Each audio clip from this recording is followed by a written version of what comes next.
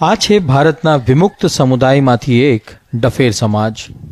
તેઓ સુરેન્દ્રનગરના લખતર તાલુકાના વઢવાણ ગામમાં વસે છે। સદીઓથી આ લોકો ઘર વિના જીવી રહ્યા હતા। હવે આ તેમની પહેલી પેઢી છે જે ઘરમાં રહેવાની શરૂઆત કરી રહી છે। તેમનું જીવન હવે બદલાઈ રહ્યું છે। पहला करता घर में अतारे हारा मारू है। पहला वगड़ा में रहता था, कांई काम नहीं। छापरा में रही मच्छरिया खाए, छोकरा ने मच्छरिया खाए। अमे हैरान थी टीचन अमाने पानी आवी जाए छापरा में। पछी अमारे खाटला उपर खावानुं पीवानुं, खाटला उपर बधुं करवानुं, रांधवानुं ए खाटला उपर। डफेर समाजने ब्रिटिश काळथी गुनेगार जातिना टेगथी ओळखवामां આવ્યો છે। आ कारणे तेमने भेदभाव अने तिरस्कारनो सामनो करवो पड्यो छे के डफेरो आया एटले माणसो भणकीने भागे के डफेर कोण कोम छे ई ज कोईने खबर नथी। गाममां क्यां रवा ज नता देता। ई मारा बार ज पड्या होय, कोक ओळखीता होय ने तो ई में आसरो आपे थोड़ाक दी, निकरमा आसरो ज नता देता। વર્ષોથી એક ગામથી બીજા ગામ જઈને ગુજરાન ચલાવતા લોકોને કાયમી રહેઠાણ મળ્યું છે। હવે તેઓ પણ તેમની આગામી પેઢી માટે સપના સાકાર કરવા માંગે છે।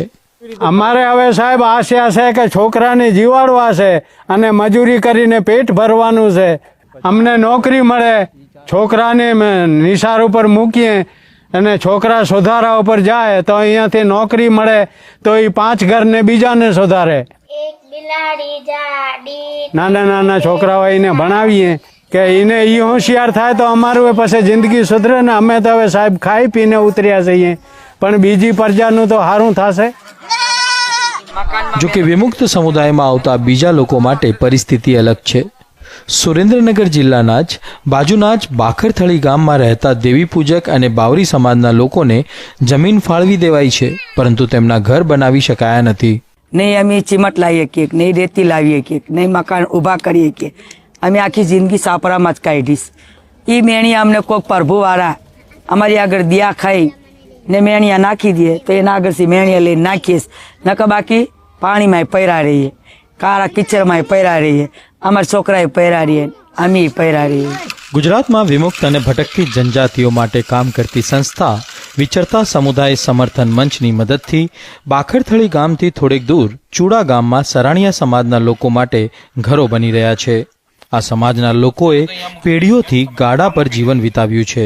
રજા સરપંચની રજા લઈએ કે ભાઈ અમારે છરી ચપ્પુની ધાર કાઢીએ છીએ અને આવો ધંધો કરીએ છીએ તો કે તો રહીએ, નકર એમ કે ભાઈ અહીં ના રહેતા તો બીજા ગામ જતા રહીએ, તો બીજા ગામ જઈને રાત રહીએ। એટલે આ ગામથી પેલા ગામ જતા, ગાડા લઈને ફરતા આ છરી ચપ્પુની ધાર કાઢતા હતા। એમ કરતાં કરતાં વર્ષો વીતી ગયા। અમારા પણ ડોહાએ મરી ગયા, અમારા માત પિતાએ મરી ગયા। અંદર ગાડું અને ઉપર ઝૂંપડું, બે બાજુ ગાડાની બાજુમાં ખાટલા રહે। વર્ષોથી એક ગામથી બીજા ગામ ફરીને ભિક્ષા પ્રવૃત્તિ કરી કે પછી ચપ્પુ છરીની ધાર કાઢવાનું કામ કરીને પોતાનું ગુજરાન ચલાવતા આ સમાજના કેટલાક લોકોને ઘર મળી ગયું છે, તો કેટલાકને હવે ઘર મળવાની આશા છે। અમે તો કોઈ મકાન જોયા નહોતા, મકાનના સપનામાં રહેતા હતા।